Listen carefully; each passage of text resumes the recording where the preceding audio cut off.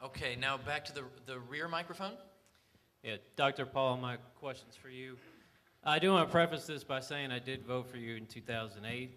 My question revolves around foreign policy.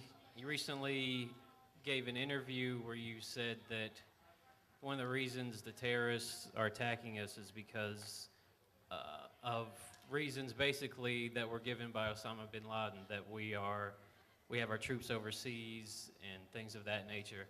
But my question is not about how to deal with it, but do you recognize that totalitarian Islamism is an ideology that exists and that has existed before the founding of this country, and that it's something that we should be fighting in the battle space of ideas, not necessarily with troops, but that I think we're doing a terrible job of fighting the ideology, which I do think is something that we should be at war with, because it is a threat to freedom around the world.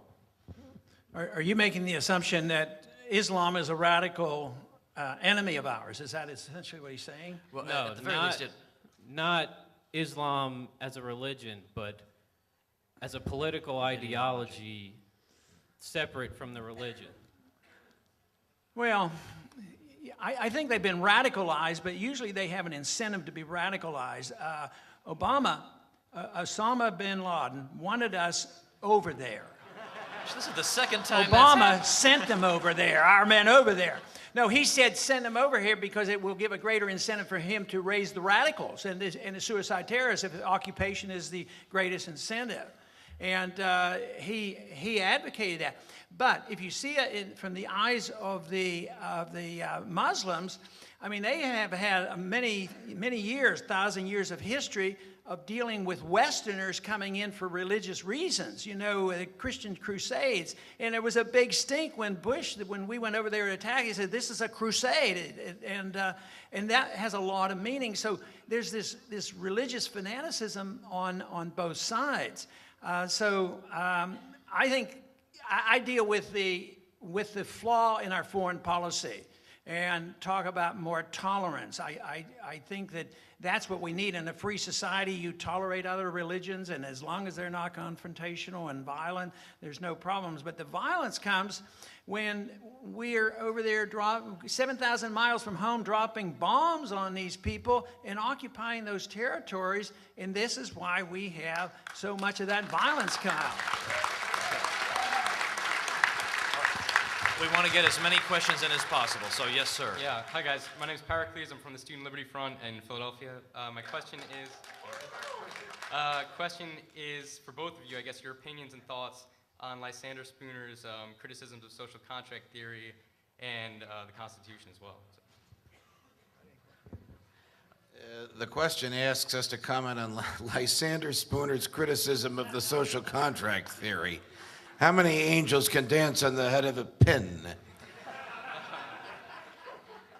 I'm of the belief that when Jefferson wrote, all men are created equal and endowed by their creator with certain inalienable rights, and among these is life, liberty, and the pursuit of happiness, that when the government ceases to be respond to the will of the governed, it is the duty of the people to alter and abolish it, that this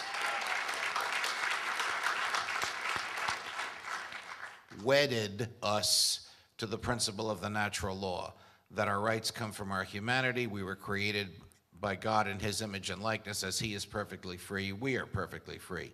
We can't give these rights away, and the government can't take them away, and we can't even contract them away.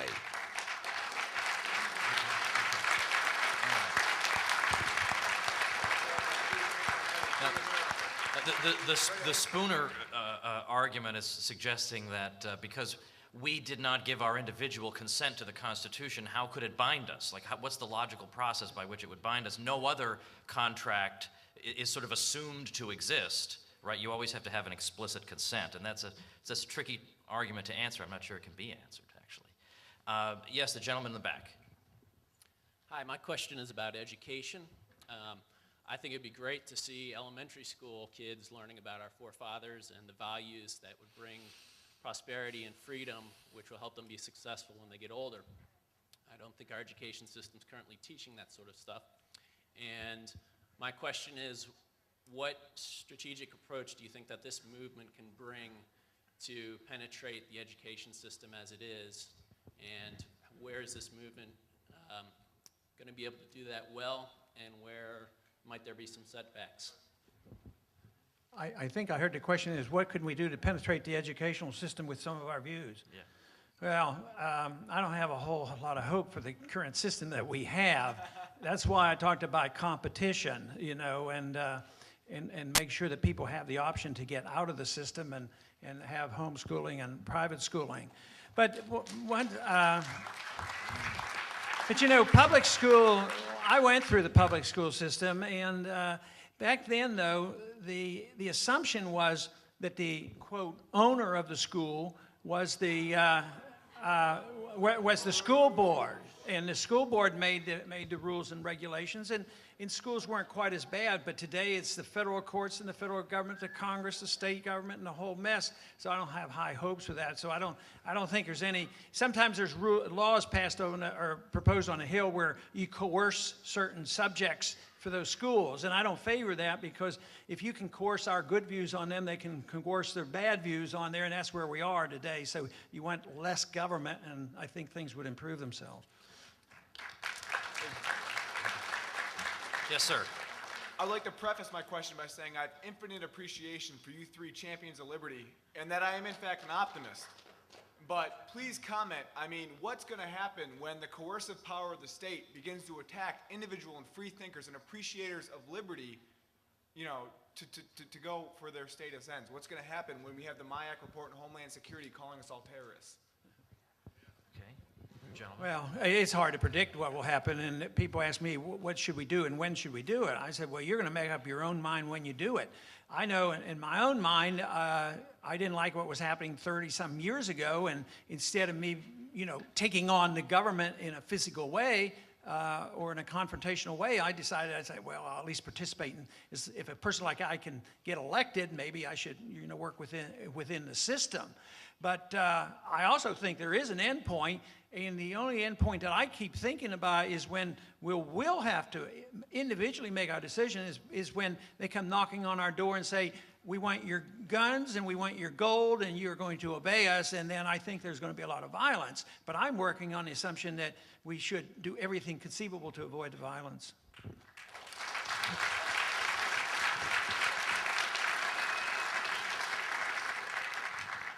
Well, we should do everything conceivable to avoid violence, but a time may come when we will have a moral duty to repel an unjust aggressor, and the Second Amendment guarantees the natural right to keep and bear arms, which means the right to self-defense, even against the government if it's taken over by tyrants.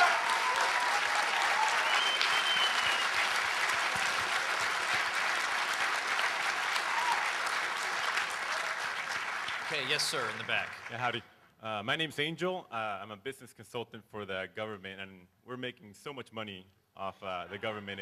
I'm not going to tell you where I work, but we got to do stuff. Hey, you know, it's the Congressman's fault. Anyway, my question is regarding Peace Corps. The government does a lot of bad things badly, but Peace Corps seems like a pretty good thing, pretty harmless thing, and in fact, I was a Peace Corps volunteer, and it changed my life, and I saw a lot of good being done with it, and it's relatively inexpensive, and we're not really paid per se. What are your thoughts regarding Peace Corps and as an organization, governmental organization? Which organization? Peace Corps. Oh, Peace Corps. Yeah. It sounds good, but it isn't. I mean, if somebody wants to voluntarily try to promote peace around the world in some fashion, as long as they get permission to go where they want to go, I think that's fine and dandy, but that should never be a government function. I agree.